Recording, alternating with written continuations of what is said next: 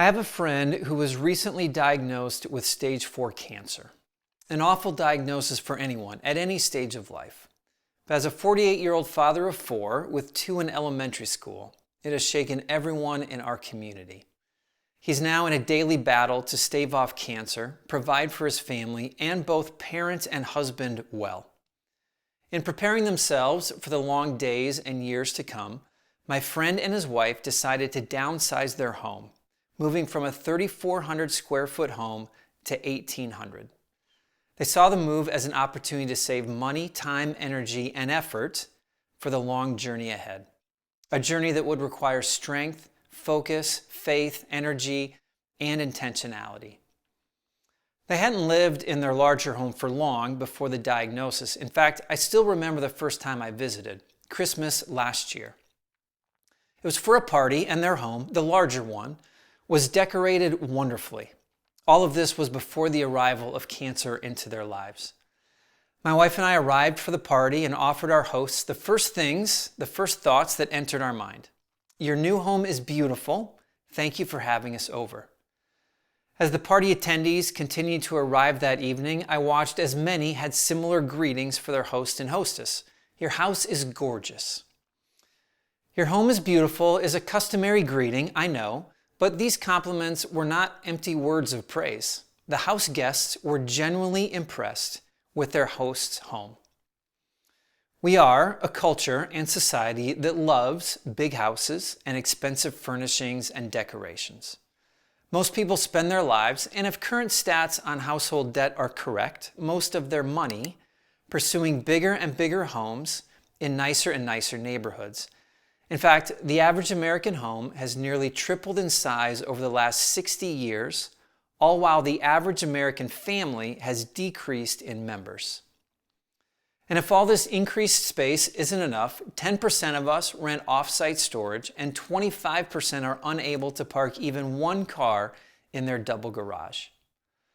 But sometimes I wonder if these bigger homes and the increased furnishings inside of them are actually benefiting our lives. And if they are not, are they really worthy of our praise and admiration? Is it possible that we're looking for beauty in the wrong places? The concept of home as an ideal for safety and comfort, of acceptance and belonging, is one that resonates with almost everyone. But somewhere along the way, we began chasing a different ideal. Home became a place to upscale or store an ever-increasing pile of possessions, and chase a never-realized perfection portrayed in Pottery Barn catalogs and home improvement reality shows. But what is the purpose of home? And what makes the concept beautiful in the first place? Home is a place to come home to. It offers a place to relax, unwind, and rest. It provides opportunity for interaction among family members, a safe harbor from the storms of life to find acceptance, security, and stability. But home is also a port of departure when you're ready to brave the high seas of life again. As John Shedd once said, "A ship in harbor is safe, but that is not what ships are built for." Home offers us rest and security so we can live our best lives in the world outside, accomplishing the most good for the most amount of people. These are the ideals we should strive for with the home that we create, a safe harbor and effective port of departure. And when these ideals are being met, our home is beautiful. We don't need to constantly increase square footage, discounted furniture, or decorations. In fact, oftentimes, reducing the square footage and or the number of possessions in our home allows us to better realize those ideals that make a house a home. When our money, time, and energy is not spent on accumulating and caring for things that don't matter, we have more resources available for the things that do.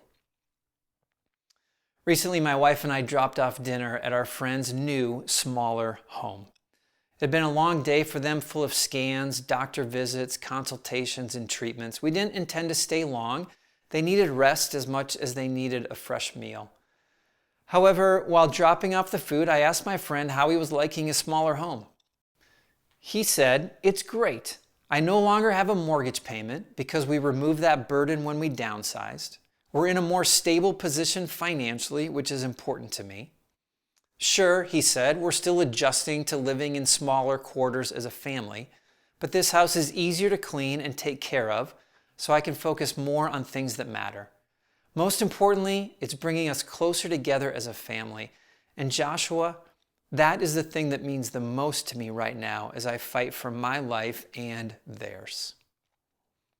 I looked around the room one more time.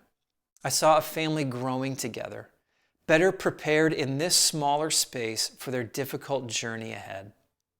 Bob, I said, I think it's beautiful.